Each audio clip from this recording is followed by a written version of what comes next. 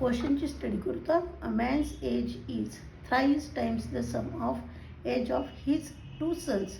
एका मॅनचं एज त्याच्या टू सनच्या एजच्या समच्या 3 टाइम्स आहे. मग मॅनचं एज आपल्याला माहिती का? नाही, एक्स.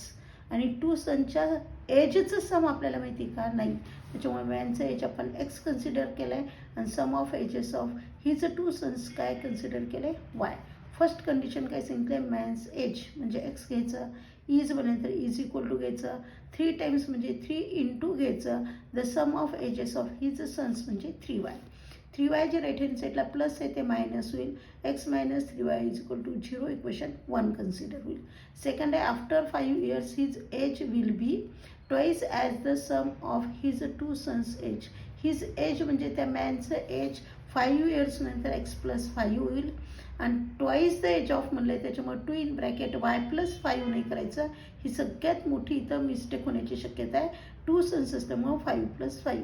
समजा बोर्डामध्ये 3 सन्स दिले तर 5 प्लस 5 असं 3 टाइम्स करताल तुम्ही.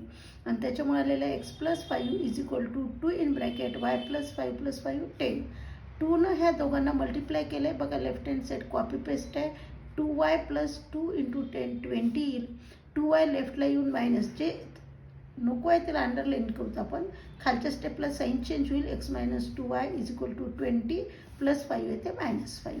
X minus 2y is equal to 15 येईल. इक्वेशन 2 मायनस इक्वेशन 1 केलेलं आहे मी, त्याच्यामुळे equation 2 as it is. Equation 1मधला इच टर्मचं साईन चेंज झालेलं आहे. एक्स गेट कॅन्सल आणि वायचा आन्सर मिळालं 15. हे मिळालेलं वायचं answer put Y is equal to 15 in equation 2.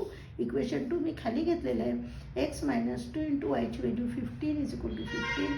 Multiplication केलं आहे 30 मायनस 30 आहे, त्या राईट हँड साईडला जाऊन काय झालेलं आहे plus 30. X is equal to 45 आणि मॅन्स एज आलेलं आहे त्याच्यामुळं 45 years.